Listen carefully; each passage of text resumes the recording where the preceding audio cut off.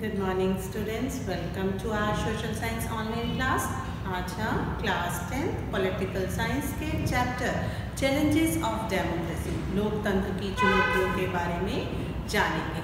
आज के इस क्लास में हम लोकतंत्र, डेमोक्रेसी क्या है, चुनौती क्या है और लोकतंत्र के समक्ष आने वाली चुनौतियों के बारे में जानेंगे। लोकतंत्र, democracy. Democracy is a government of the people, by the people and for the people. Democracy, लोकतंत्र जनता द्वारा और जनता के लिए बनाई गई सरकार है। लोकतंत्र एक ऐसी सरकार है जो जनता की है, जनता के लिए है और जनता द्वारा बनाई गई सरकार है। जनता की लोकतांत्रिक शासन व्यवस्था आम जनता की शासन व्यवस्था है। जनता द्वारा लोकतांत्रिक सरकार जनता द्वारा ही बनाई गई सरकार है।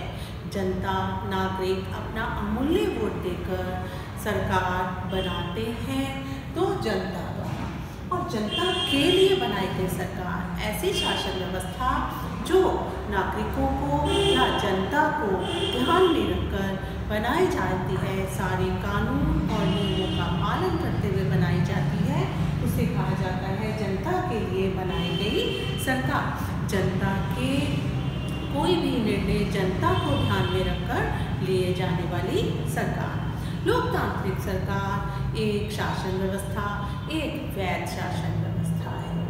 लोकतांत्रिक शासन व्यवस्था वैध शासन व्यवस्था है जो कि हर कानून और कायदे को ध्यान में रखकर बनाई जाती है। लोकतांत्रिक सरकार या लोकतांत्रिक शासन व्यवस्था में आम जनता, नागरिकों को समानता को बढ़ावा मिलता है। Democracy promotes equality among citizens. Democracy, लोकतंत्र नागरिकों में समानता को बढ़ावा देता है। नागरिकों में कोई भेदभाव नहीं।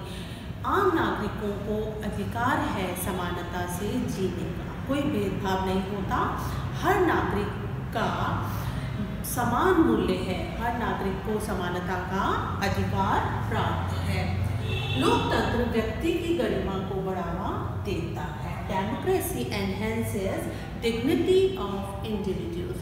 लोकतंत्र आम व्यक्तिगत गरिमा को भी बढ़ाता है, व्यक्ति की गरिमा को भी बढ़ाता है। लोकतंत्र वैध शासन व्यवस्था है। लोकतंत्र, democracy is a legitimate government, क्योंकि लोकतंत्र एक हर कानून कायदे को ध्यान में रखकर बनाई जाती है लोकतांत्रिक शासन व्यवस्था, इसलिए उसे कहा जाता है लेजिटिमेट गवर्नमेंट, वैध शासन व्यवस्था। लोकतांत्रिक शासन व्यवस्था में नागरिकों को पूर्ण अधिकार होता है सरकार द्वारा किए गए फैसलों को जानने का। ट्रांसपेरेंसी रखी जाती है लोकतांत्रिक सरकार में, क्योंकि आम नागरिक को यह जानने का पूर्ण अधिकार है कि फैसले कैसे लिए गए और क्या लिए गए।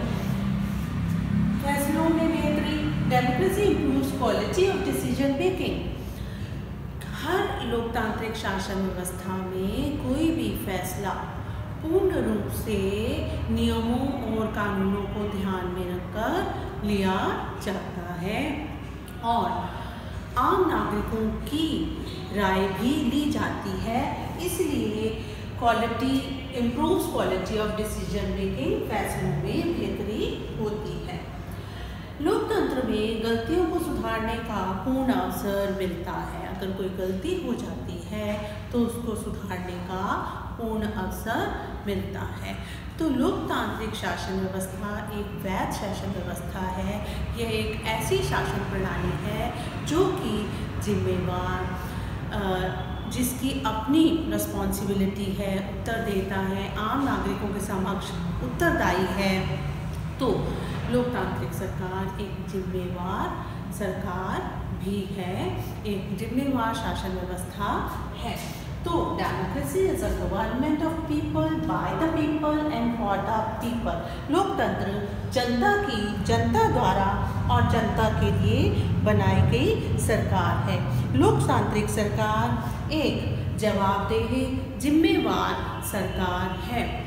लोकतांत्रिक सरकार एक जवाबदेह और जिम्मेवार सरकार है। तो लोकतांत्रिक सरकार अन्य शासन व्यवस्थाओं, अन्य सरकारों से वैध शासन व्यवस्था है। अन्य शासन व्यवस्था में लोकतांत्रिक शासन व्यवस्था लोगों की अपनी शासन व्यवस्था है, इसलिए इसे अन्य शासन व्यवस्थाओं से बेहतर माना गया है, क्योंकि लोकतांत्रिक शासन व्यवस्था में नागरिकों में समानता को बढ़ावा मिलता है, व्यक्ति की गरिमा को बढ़ावा मिलता है, फैसलों में बेहतरी आती है और लोकतंत्र में नागरिकों की स्थिति भी बेहतर होती है। लोकतंत्र में निष्पक्ष चुनाव होते हैं, स्वतंत्र एवं निष्पक्ष चुनाव होते हैं। लोकतंत्र में बिना किसी पक्षपात के चुनाव होते हैं, इसलिए और निर्णयों और फैसलों में भी बेहतरी आती है। लोकतांत्रिक सरकार एक जवाबदेह, जिम्मेवार और वैध सरकार है। लोकतांत्रिक सरकार नागरिकों के प्रति, आम जनता के प्रति उसकी जवाबदेही बनती है। तो लोकतांत्रिक सरकार एक जवाबदेह, उत्तरदायी और वैध सरकार है। लोकतांत्रिक शासन व्यवस्था में सभी निर्णय कानून और कायदों को ध्यान में रखकर किए जाते हैं। लोकतांत्रिक सरकार एक निष्पक्ष सरकार, निष्पक्ष चुनाव द्वारा बनाई जाती है। स्वतंत्र और निष्पक्ष चुनाव द्वारा लोकतांत्रिक सरकार बनाई जाती है।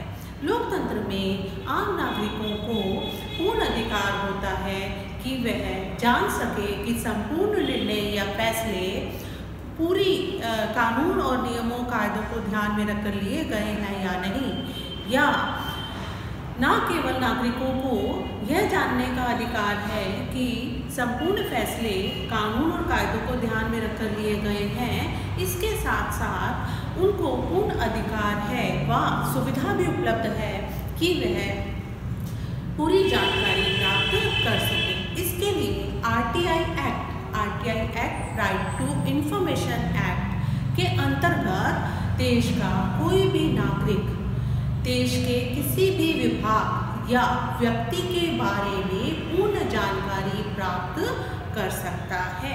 देश के प्रत्येक नागरिक को सुविधा है कि लोकतांत्रिक सरकार में लिए गए निर्णयों या बनाए गए कानूनों या फैसलों के बारे में पूर्ण जानकारी आरटीआई एक्ट के अंतर्गत प्राप्त कर सकने का पूरा सुविधा प्राप्त है व हर नागरिक को अधिकार है कि वह इस बारे में पूर्ण जानकारी एकत्र कर सकता है।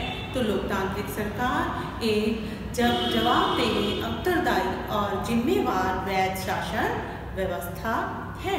चुनौती क्या है? चुनौती वह समस्याएं हैं जिस पर जीत हासिल की जा सकती है। कई समस्याएं आती हैं, उनमें से हम कोशिश करके कुछ समस्याओं पर जीत हासिल कर पाते हैं व जीत हासिल कर सकते हैं, उसे कहा जाता है चुनौती। लोकतांत्रिक सरकार, लोकतांत्रिक शासन व्यवस्था में बहुत सी चुनौतियां उनके समक्ष आती हैं। उन चुनौतियों को, उन समस्याओं को लोकतांत्रिक शासन व्यवस्था में कोशिश द्वारा पाया जा सकता है। जैसे ही हम कुछ चुनौतियों से पार पा जाते हैं, इसका मतलब हम कुछ कदम आगे बढ़ जाते हैं। लोकतांत्रिक शासन व्यवस्था में कई चुनौतियां उनके समक्ष आती हैं। चैलेंजेस ऑफ डेमोक्रेसी, सबसे पहली चुनौती आती है बुनियादी आधार की चुनौती, फाउंडेशन चैलेंजेस। बुनियादी आधार की चुनौती से अर्थ है जो कि गैर लोकतांत्रिक सरकार के समक्ष गैर लोकतांत्रिक शासन व्यवस्था में जो चुनौतियां आती हैं। गैर लोकतांत्रिक शासन व्यवस्था यानी कि जो लोकतांत्रिक शासन व्यवस्था नहीं है, जैसा कि क्यूबा, कोरिया में शासन व्यवस्था है, उन शासन व्यवस्था के समक्ष आने वाली समस्याएं, आने वाली चुनौतियां बुनियादी आधार की चुनौतियां हैं, जिसमें आम नागरिक या जनता के पास कुछ भी अधिकार प्राप्त नहीं होते व जो उनकी गैर लोकतांत्रिक सरकार है उनके द्वारा बनाए गए कायदे कानून नियमों का पालन करना ही पड़ता है। तो बुनियादी आधार की चुनौती, फाउंडेशन चैलेंजेस। नेक्स्ट है चैलेंजेस ऑफ एक्सपेंशन, विस्तार की चुनौती। लोकतंत्र के समक्ष विस्तार की चुनौतियां आती हैं, जैसे अमेरिका और ब्रिटेन के समक्ष, जहां लोकतांत्रिक सरकार है और उनके समक्ष चैलेंज आते हैं लोकतंत्र का विस्तार करने के लिए, एक्सपेंशन के चैलेंजेस। तो इसे कहा जाता है विस्तार की चुनौती। नेक्स्ट आती है लोकतंत्र को मजबूत बनाने की चुनौती, डीपनिंग ऑफ डेमोक्रेसी। लोकतंत्र को मजबूत कैसे बनाया जाए। बहुत ही महत्वपूर्ण चुनौती आती है कि लोकतंत्र मजबूत कैसे रहेगा, कैसे मजबूत उसको बनाया जाए।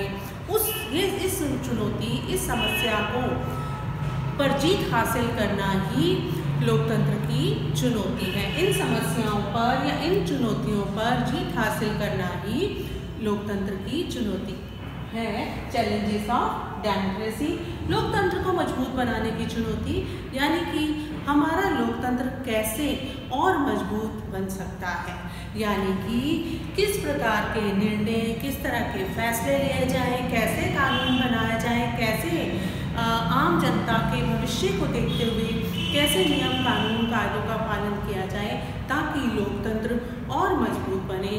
तो लोकतंत्र को मजबूत बनाने की चुनौती। तो चैलेंजेस ऑफ डेमोक्रेसी, बुनियादी आधार की चुनौती, विस्तार की चुनौती, लोकतंत्र को मजबूत बनाने की चुनौती। तो लोकतंत्र के समक्ष अनेक चुनौतियां आती हैं। लोकतांत्रिक सरकार के समक्ष आने वाली समस्याओं पर जीत हासिल करना ही चुनौती कहलाता है और उन चुनौतियों से पार पा जाना का अर्थ है आगे बढ़ जाना। तो चैलेंजेस ऑफ डेमोक्रेसी, तो डेमोक्रेसी क्या है, चुनौती क्या है और किसी भी लोकतांत्रिक सरकार के समक्ष चुनौतियाँ कौन कौन सी आती हैं, इसके बारे में आज आपने इस चैप्टर में जाना। तो मिलते हैं अपने नेक्स्ट चैप्टर के साथ नए लेक्चर में। ओके।